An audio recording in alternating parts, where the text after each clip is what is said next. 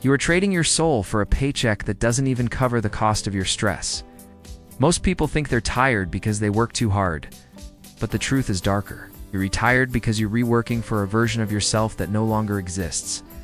You hit snooze 4 times, drag your body to a job that ignores your name, and come home to drain to dream. You're waiting for a rescue that isn't coming. Think we need luck, but luck is just a shadow cast by discipline.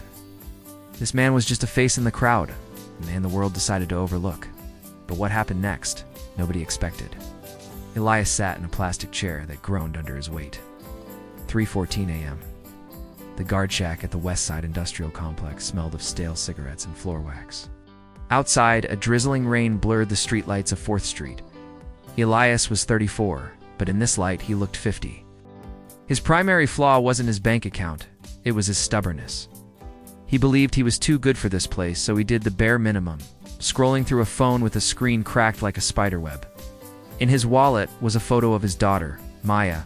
He had a tuition bill for her school that he could unpay, a promise that felt like a lie. He looked at his boots, the soles peeling away like a dry scab. He was a man who had stopped trying because he was afraid that if he failed, he'd have nothing left to blame but himself. The breaking point came at 6 a.m. Marcus, the facility manager, walked past the gate. Marcus was younger, wore tailored suits, and drove a car that cost more than Elias's childhood home. Gate sticking again. Elias, Marcus said. Fix it, or I'll find someone who can. I'm a security guard, Marcus.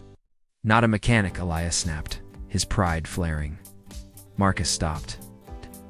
He looked at the stained uniform and the half-eaten gas station burrito on the desk. You aren't even a security guard, Elias, Marcus said quietly. You're just a guy sitting in a chair, waiting for the day to end. My daughter asks why this sleepy man is always at the gate. I don't have an answer for her. The silence that followed was louder than an alarm. Elias looked at the monitor and saw a placeholder. He realized his protection of the building was a joke because he could uneven protect his own dignity. The next day, Elias went to the library.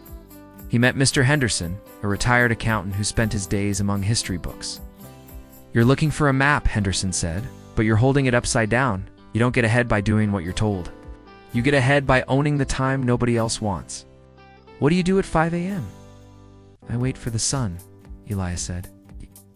That's your problem. From 5 a.m. to 8 a.m., you are a prisoner. But if you use those hours to build, you'd be a king. Most people sleep through their potential.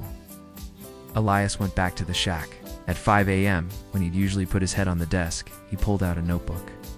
He began to write down every inefficiency he saw at the warehouse, the sticking gate, the poor lighting, the wasteful way delivery trucks idled.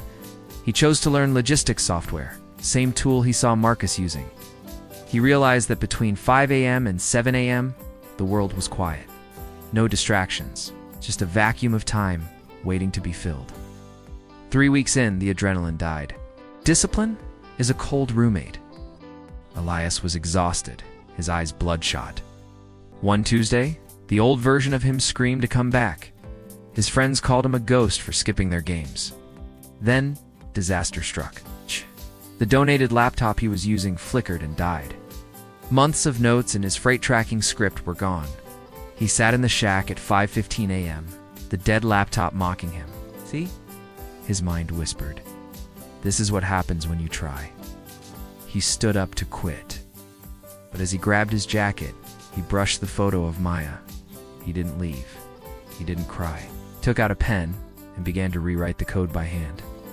His fingers cramped in the cold, but he realized the laptop wasn't his power. The 5 a.m. choice was his power. You can break a machine, but you cannot break a habit once it becomes your identity. Elias stopped looking for life-changing moments and started looking for earned minutes. He discovered a staggering truth. 2 hours of work every morning equals 730 hours a year, nearly 18 full work weeks of pure progress. While his friends were dreaming, Elias was gaining for months of life every year. He refined his ritual. 5 a.m. to 6 a.m. was for coding. 6 a.m. to 7 a.m. was for auditing the warehouse's waste. 7 a.m. to 8 a.m. was for cold demailing trucking companies.